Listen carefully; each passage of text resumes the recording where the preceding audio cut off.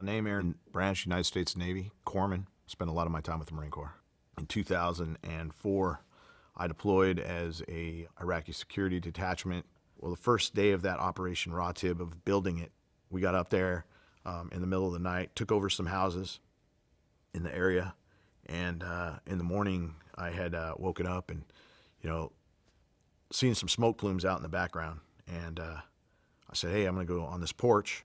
That's the minute a mortar landed 10 meters in front of me. When I got back, I started feeling numb because I didn't want to attach myself to my wife, my kids, people I knew. I was going around life numb, but I was going through the range of motion just to make it seem like it wasn't. And about a year after being back, that's when it started to really affect me.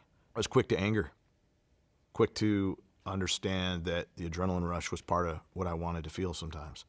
And not that I was ultimately that angry, but that I needed to feel that angry to hit a peak where I was feeling like things were intense. I need that intensity a little bit, and then I'd come down from it.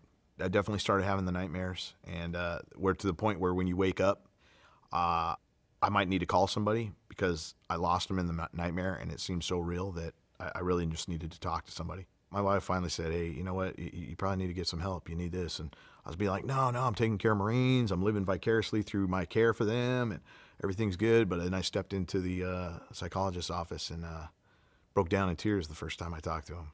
I had to heal from the body, and then I also had to heal from the mind too. That's part of what happened. When I went into the psychiatrist, he basically said, let it out. Then it was suggested I start going to these groups.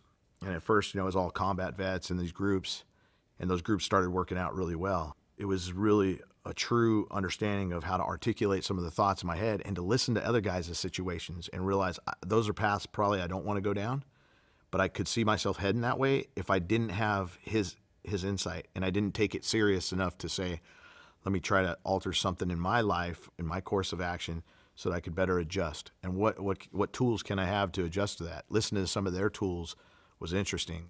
And I think if you have something that you believe in, whether it's God or whatever it is, but that right there kind of just set me on a path of betterness. So I had to find little tickets of hope in every step of my way, because it's real easy to fall back on, well, how can I believe in anything if you don't have something to believe in, or hope, or a wife or family that care about you? I still feel the numbness. I still feel all the symptoms, but I have management of it in a lot of ways. I was combat wounded. I took a mortar round. I got hit, and now I'm just trying to make it myself. I said, but you're going to be here. You're going to make the best of it, and you transition out in a positive light. I wear this Purple Heart on my hat to remember those guys that are buried with theirs. They're not here. They don't get to be with us at any given time. They would love to switch places with us, but they can't. It's our duty to live up to their desire to see their family and friends and people